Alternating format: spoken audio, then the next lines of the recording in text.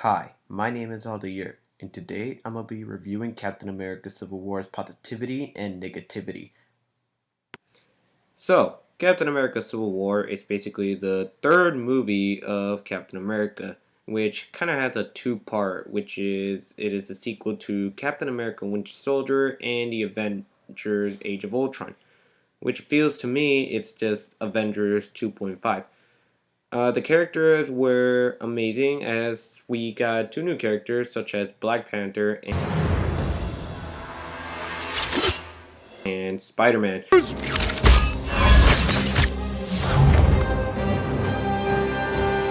Nice job, kid.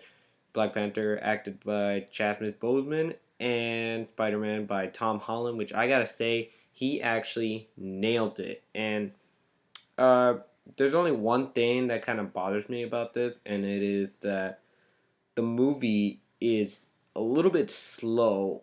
What I mean is that the movie just feels really. How can I say it? There's a lot of conversation because in the movie they focus more on character development and just backstory, and you could see that between Vision and Scarlet Witch. I used to think of myself one way, but after this, I am something else. I'm still me, I think, but that's not what everyone else sees. You know, I don't know what this is. Not really. I know it's not of this world. The empowered Loki staff gave you your abilities, but its true nature is a mystery. And yet it is part of me. Are you afraid of it? I wish to understand it. You could see it between Iron Man and like Pepper Potts and what's going on. Is Pepper here? I didn't see her. We're kind of, well, not kind of. Pregnant? No, definitely not. We're taking a break. It's nobody's fault. I'm so sorry, Tony. I didn't know. A few years ago, I almost lost her, so I trashed all my suits. Then we had to mop up Hydra, and then Ultron. My fault. And then, I never stopped. Because the truth is, I don't want to stop. I don't want to lose her.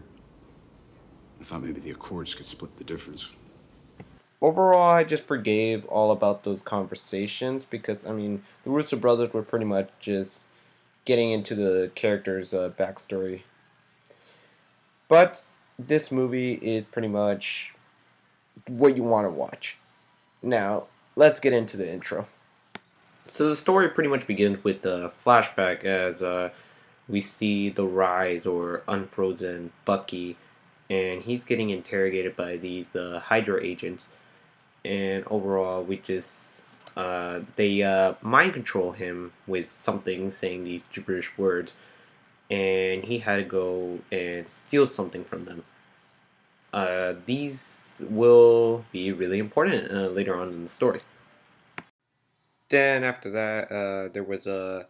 We go back to the present as we see Captain America, Scarlet Witch, Black Widow, and the Falcon working together and just doing avenging stuff. And they were pretty much just spying on some soldiers and what they were doing. And they figure out that they were like agents stealing something or doing something like really bad. They don't really give an explanation because well, the bio that they steal isn't really important. I don't know why they would include that bio thing, but action stuff, that's cool. But we meet the first villain in the movie in only like the 6 minute, 7 minute villain in the movie, and his name is Crossbones, and he was in Winter Soldier, and as he explains, he pretty much survived the rubbish, and he tries suicide bombing Captain America, and Scarlet Witch managed to save Captain America, but with the cost, which she killed like hundreds or like just a lot of people. Eventually, a familiar character came out of nowhere, and that is General Ross, came in and talked to the Avengers about A approved by 117 countries, it states that the Avengers shall no longer be a private organization. Instead, they'll operate under the supervision of a United Nations panel only when and if that panel deems it necessary. Overall, this is pretty much the start of the Avengers starting to get divided, where Captain America has his side and Iron Man has his side.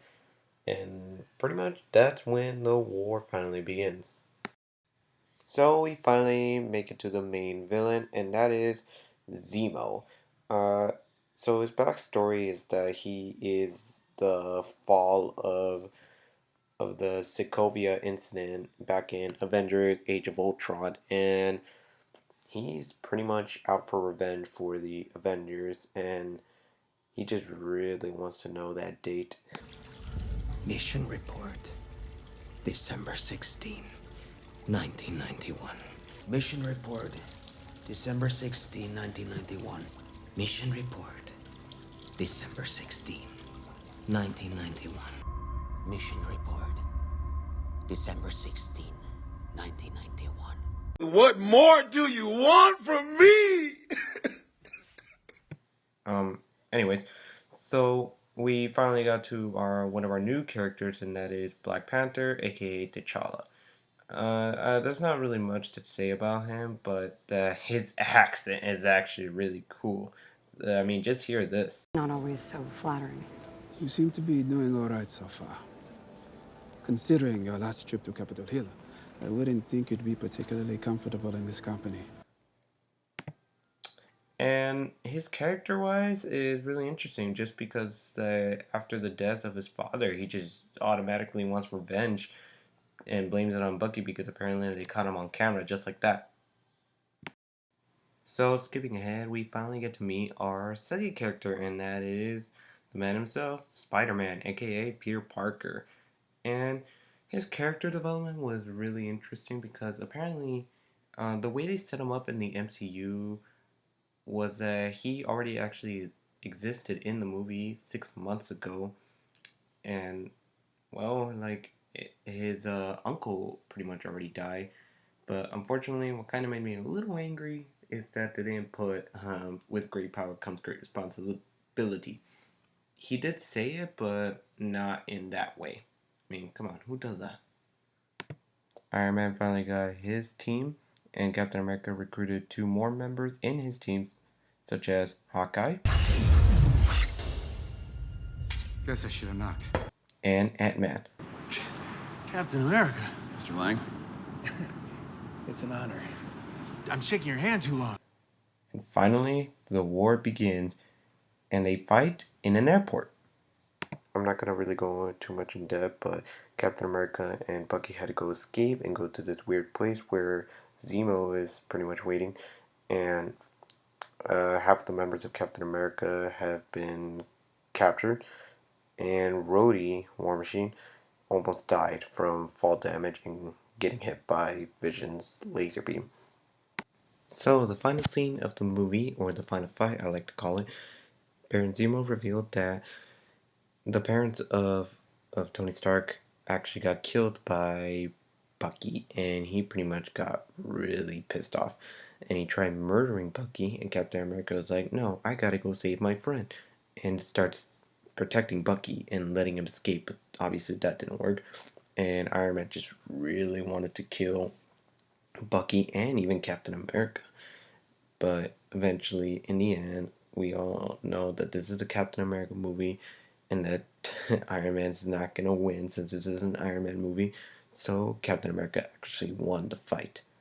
But with the cause, because there's always a cause in this,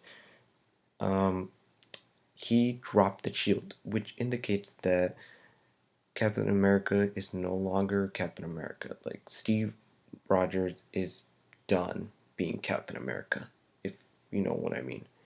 And yeah, that is basically Captain America Civil War.